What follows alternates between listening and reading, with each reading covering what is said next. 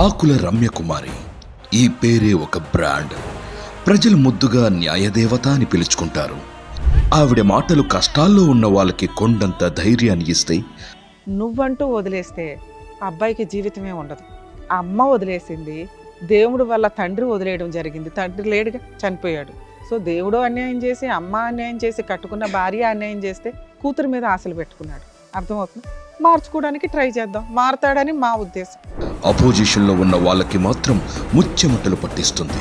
మీరెవరు వద్దంటానికి? అబ్బాయి అసలు డైవర్స్ ఇవ్వడం మీ కేసులో. మీరు ఇప్పుడు 5 పెళ్లిళ్ళు చేసుకొని వదిలేసి వాళ్ళ దగ్గర డబ్బులు వసూలు చేశారు చూసారా, వాళ్ళందరినీ పిలిపిస్తాను నేను నెక్స్ట్ ఎపిసోడ్కి. నేను పిలిపిస్తా. ఆవిడ కోటు వేసినప్పుడే కాదు, కోటు తీసిన న్యాయం వైపే నిలబడతారు.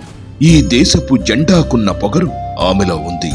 అందుకే తప్పు చేసిన వాళ్ళు ఆమె వైపు చూసే సాహసం చేయరు.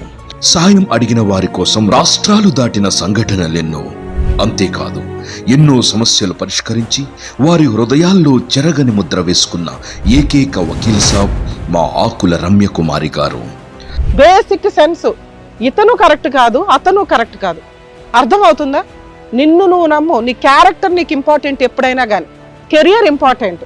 అమ్మ, ఆడపిల్లలు 100 సార్లు ఆలోచించండి తల్లి. ఒక వ్యక్తి ఓయో రూమ్కి పిలిచాడు అంటే అప్పుడు ఏదైనా జరిగితే ఇమీడియట్గా ఫ్యామిలీకి ఇన్ఫార్మ్ చేయండి. లేదా సోషల్ సర్వీస్ చేసే వాళ్ళు బోల్డ్ మంది ఉంటారు. మినిమం పోలీసులు ప్రొటెక్షన్ తీసుకోవడానికి చూడండి.